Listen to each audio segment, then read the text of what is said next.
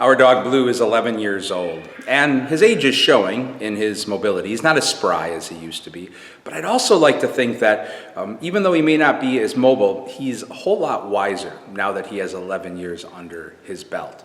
Take, for example, the other day, I let him out in the church courtyard and there was a squirrel there. Now, years ago, he would have just taken off, and he's a rumbler and a stumbler. There's nothing quiet about him.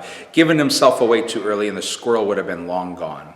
A few years ago, he would have crept slowly until he got close enough where he thought he could then pounce. He'd still give himself away to no avail. But the other day, he started to creep slowly, and he got about 10 or 15 feet from the squirrel, and I thought he was going to pounce. It was his moment.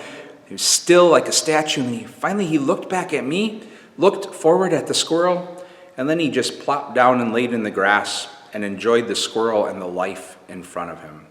I'd like to think that my dog has come to some wisdom over these 11 years, that it's not worth the chase because his record so far is 0 catches out of 2,458 attempts. With age, I think, comes some wisdom for Blue and for us too. I think of the book of Job in chapter 12, verse 12, which says that very thing. With age comes wisdom. And within that is a holy invitation for you and for me to pause and pray today.